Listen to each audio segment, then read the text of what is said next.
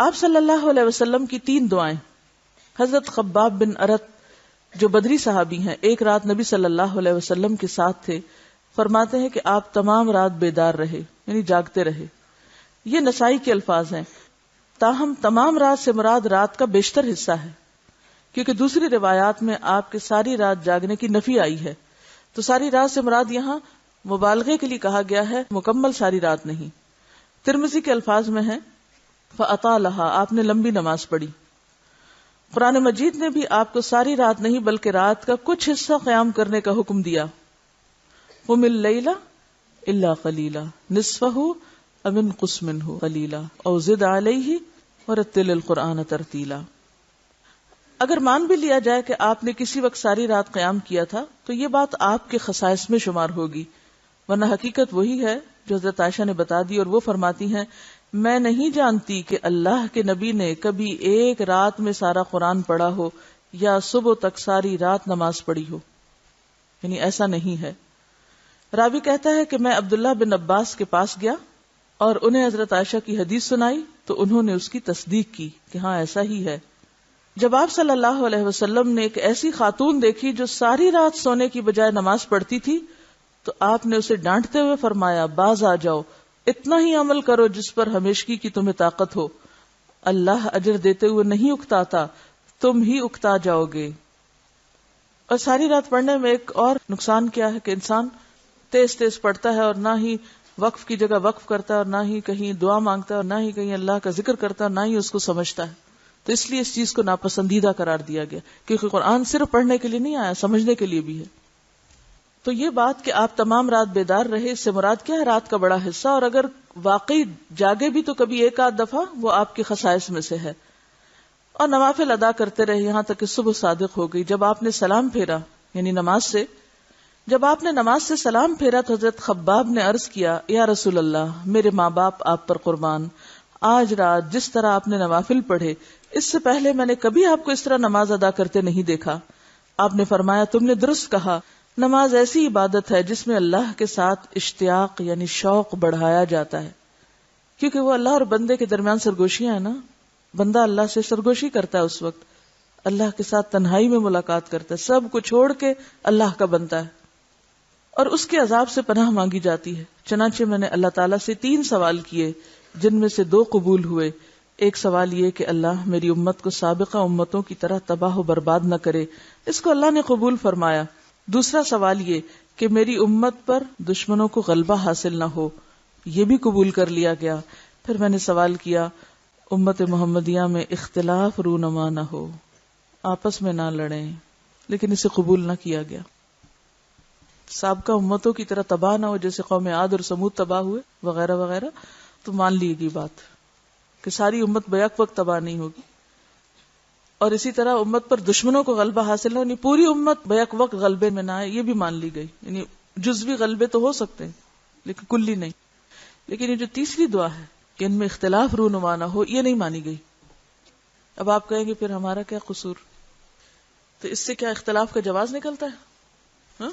کیا پتہ چلتا ہے کہ یہ تو اور امتحان ہو گیا، اس معاملے میں تو اور زیادہ کانشیس ہونے کی اب ضرورت ہے، کیونکہ اگر یہ دعا بھی قبول ہو جاتی تو پھر ہمارا تو امتحان ہی نہ رہتا. کیا خیال ہے؟ تو بات یہ ہے کہ اللہ سبحانہ وتعالی نے یہ دعا قبول نہیں کی. ایک اور روایت کے الفاظ کچھ یوں ہیں کہ میری امت کے بعض کی طاقت کا مزہ بعض کو نہ چکھا. بعض کی طاقت یعنی جو طاقتور ہیں ان میں کسی بھی لحاظ سے، علمی لحاظ سے یا مالی لحاظ سے یا کسی اور اعتبار سے، کوئی حکومت یا عہدے کے اعتبار سے، تو بعض کی طاقت کا مزہ بعض کو نہ چکھا، یعنی طاقتور کمزور پر زیادتی نہ کرے، اختلاف اور ٹکراؤ نہ ہو، یہ نہیں مانی گئی بات. تو اس سے کیا پتہ چلتا ہے کہ اس معاملے میں ہم سب امتحان میں ہیں کہ کس کے پاس کس وقت کون سی طاقت آتی ہے اور اس کا استعمال کیسے کرتا ہے. ہم میں سے ہر شخص کو مختلف اوقات میں مختلف طرح کی برتری حاصل ہو جاتی ہے نا، کبھی کسی اعتبار سے کبھی کسی اعتبار سے. ایک دوسرے پہ طاقتور ہو جاتا ہے نا، اور پھر وہ کمزور کو کیا کرنے لگتا ہے، انسان ہی نہیں سمجھتا، اس کو اپنی طاقت کا مزہ چکھانے لگتا ہے. اس معاملے میں حفاظت اٹھا لی گئی ہے، اللہ نے آزادی دے دی ہے، ٹھیک ہے کرو، چکھاؤ مزہ طاقت کا ایک دوسرے کو. اب آپ دیکھیے طاقت بھی ہو اور پھر انسان روک کے رکھے، انسان قادر بھی ہو پھر خود کو کھینچ کے رکھے. ایک تو یہ نا کہ کوئی چیز ہے نہیں آپ کے پاس، تو اس وقت آپ کیا کر رہے ہیں؟ مجبور ہیں، ہے ہی نہیں، کیا کریں گے. لیکن ایک چیز ہے پھر آپ استعمال نہ کریں، یہ آسان ہے. ایک چیز آپ کے ہاتھ میں اور پھر آپ روک رہے ہیں خود کو، استعمال نہیں کر رہے، یہی تو دیکھا جا رہا ہے، یہی تو امتحان ہے. تو جب کوئی شخص یہ کرنے لگے اس کو فوراً سوچنا چاہیے کہ میں آزمایا جا رہا ہوں، میں ایسی جگہ داخل ہو گیا ہوں جہاں مجھ سے اللہ کی حفاظت اٹھ گئی ہے. یعنی کوئی شخص طاقت کی بنا پر جب کسی کمزور کو نقصان دیتا ہے تو یہ سخت آزمائش کا وقت ہوتا ہے. اور مراد اس سے کیا کہ ایک مسلمان دوسرے مسلمان کو دکھ پہنچائے، اذیت دے، موقع پا کے چڑھ دوڑے اس پر، لوٹ مار کرے، تو ایسا شخص اللہ کی حفاظت سے نکل کر کہاں چلا گیا؟ شیطان کے پھندے میں آ گیا. کیونکہ اللہ تعالیٰ نے پروٹیکشن نہیں دی، اس بات پر آزادی دی ہے. اب کیا ہے؟ طاقت آ گئی ہے آپ کے پاس. شیر چوہے کی کہانی پڑی ہوئی ہے، ہاں؟ ایک شیر سو رہا تھا، چوہا اس کو ستا رہا تھا تو اس نے اس کو پکڑ لیا، لیکن پھر طاقت کے باوجود اس کو چھوڑ دیا، یہ سوچ کر کہ شاید یہ بھی کبھی کام آئے میرے، اور واقعی بھی اس کے کام آیا. اب آپ دیکھیے کہ اس طاقت سے مراد صرف حکومت یا کوئی عہدہ یا اتھارٹی نہیں، وہ تو ہے ہی ہے. کہیں کسی کو تھوڑی سی اتھارٹی مل جاتی ہے دوسرے پر تو وہ آزمائش میں پڑ جاتا ہے، وہ تو اپنی جگہ. لیکن بعض جگہیں ایسی ہیں کہ جہاں کوئی عہدہ اتھارٹی کچھ بھی نہیں. مثلا خاندان میں ہمارے یہاں جو ایک ٹپیکل قسم کا سسٹم رائج ہے، نند بھاوج کا رشتے میں کون طاقتور ہوتا ہے عام طور پہ؟ نند. ساس بہو کے رشتے میں ساس. اسی طرح کچھ اور رشتوں میں بھی. اب کیا ہوتا ہے، جس کے پاس تھوڑی سی بھی طاقت یا اتھارٹی ہوتی ہے تو عام طور پر وہ کیا کرنے لگتا ہے؟ اس کے بعد کمزور کو دباتا ہے، کمزور کو نقصان دینے کی کوشش کرتا ہے، کمزور کے سامنے یہ پیچھے سے اس کی جڑیں کاٹتا ہے. ایسا شخص پوری طرح شیطان کے پھندے میں آ چکا ہوتا ہے. میں آپ کو الگ سے کوئی ساس بہو کے تعلقات پہ لیکچر نہیں دوں گی. اگر آپ کے اندر انسانیت پیدا ہو گئی تو آپ ہر معاملے میں خدا سے ڈرنے لگیں گے، اور اگر وہ نہیں پیدا ہوئی تو کوئی مشورے آپ کو فائدہ نہ دیں گے، کیونکہ جب تک خدا کا خوف اندر نہ ہو آپ کسی کا بھی حق نہیں دے سکتے. انسان کو جتنی بھی نعمتیں ملی ہیں نا، وہ ساری امتحان ہے اس کے لیے. کسی بھی چیز میں جو غلبہ یا طاقت ملی ہے وہ بھی امتحان ہے اس کے لیے کہ اب اس کو استعمال کیسے کرنا ہے. اب کیا ہوتا ہے کہ جو شخص شیطان کے پھندے میں چلا جاتا ہے، میں اس کو مزہ چکھا کر رہوں گا، اس نے سمجھا کیا، دیکھنا تو صحیح میں اس کے ساتھ کرتا کیا ہوں. یہ جملے کیا ظاہر کرتے ہیں؟ یہ جملے کس قسم کے جملے ہیں؟ یہ شیطانی جملے ہیں، یہ شیطانی جملے ہیں. اللہ نے آپ کو طاقت اس لیے نہیں دی کہ آپ دوسروں کو مزہ چکھائیں. جب آپ کسی بات پہ برہم ہو کے، ناراض ہو کے مزہ چکھانے کی طرف تل پڑے تو آپ ظالم کی صف میں داخل ہو گئے. بدلہ لینے کی اجازت اس کے باوجود کیا کہا گیا؟ معاف کر دو تو بہتر ہے. اجر اسی کے لیے جو بدلہ لینے کی قوت رکھنے کے باوجود معاف کر دے. تو اب آپ دیکھیں کہ ایک شخص جب اپنی طاقت کا غلط استعمال کرنے لگتا ہے تو کیا ہوتا ہے؟ وہ شیطان کے ہتھے چڑھ جاتا ہے. اور جو شخص شیطان کے ہتھے لگ جائے اور اس کے نقش قدم کی پیروی کرنے لگے اور اس کے مشوروں پر عمل کرنے لگے تو یہ وقت اس کے لیے کوئی فخر کا یا تکبر کا یا اپنی بڑائی کا یا فاتح ہونے کا نہیں، یہ تو ماتم کا وقت ہے کہ وہ اللہ کی حفاظت سے نکل گیا ہے، وہ اللہ کی مدد سے باہر ہو گیا ہے.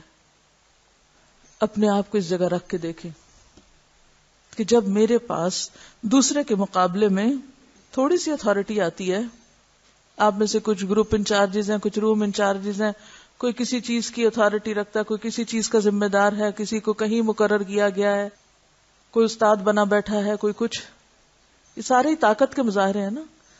ان مواقع پر انسان خود کو کتنا سنبھالتا ہے کہ دوسرے کے ساتھ ظلم نہ کرے. عام طور پر ہمارے ہاں کیا ہوتا ہے کہ بہن بھائیوں میں اگر کوئی کوائٹ ہے، دھیما ہے، خاموش ہے، سارے اس کو مذاق اڑانے لگتے ہیں، سارے اس کے پیچھے پڑ جاتے ہیں، سارے اس کو ستانے لگتے ہیں، اس کو انسان ہی نہیں سمجھتے. اسی طرح اگر سرونٹس میں سے یا کہیں کوئی شخص ذرا سا مسکین نظر آئے تو صحیح، وہیں ہماری بہادری دکھائی دیتی ہے. تو یہ سب آزمائش کے مواقع ہیں.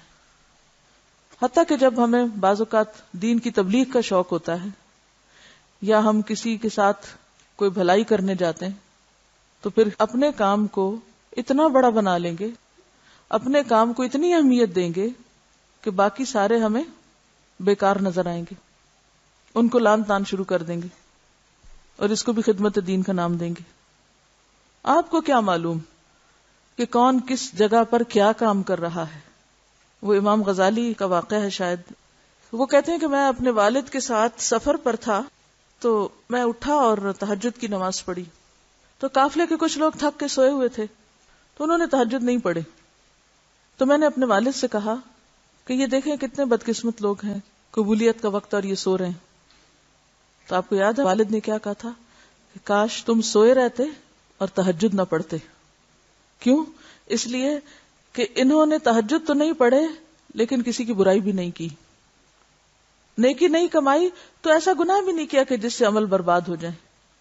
اور تم نے تہجد پڑھ کے جب دوسروں کی برائیاں شروع کر دی اور دوسروں کو حقیر سمجھنا شروع کر دیا تو تہجد پڑھ کے بھی گنوا دیے. بعض اوقات صرف اللہ کی توفیق سے کوئی نیکی کرنے کا جب ہمیں موقع مل جاتا ہے تو ہم اپنے آپ کو اتنی بڑی چیز سمجھنے لگتے ہیں کہ دوسرے سارے ہمیں حقیر نظر آنے لگتے ہیں اور تان و تشنیع کی الغار شروع کر دیتے ہیں. تو لوگوں کی غلطیوں پر حقارت کی نگاہ ڈالنا یہ بھی درست نہیں، یعنی غلط کرنے والوں کو حقیر سمجھنا یہ بھی صحیح نہیں. یہ اس وقت ہوتا ہے جب لا حول ولا قوت الا باللہ کو ہم بھولتے ہیں کہ قوت ساری اللہ کی ہے. جب یہ سبق ہم بھولتے ہیں تو اس وقت کیا ہوتا ہے، پھر اپنی طاقت کا زوم آنے لگتا ہے، اور جب اپنے اندر طاقت محسوس ہونے لگتی ہے تو پھر ہم دوسروں کو حقیر سمجھنے لگ جاتے ہیں. ایبسولوٹ اتھارٹی کرپٹس ایبسولوٹلی، یعنی جہاں بھی ایک قہر اور جبر ہوتا ہے وہاں پھر ہر چیز تباہ و برباد ہو کے رہ جاتی. رسول اللہ صلی اللہ علیہ وسلم رات کے نوافل میں کبھی سری اور کبھی جہری قرات فرماتے.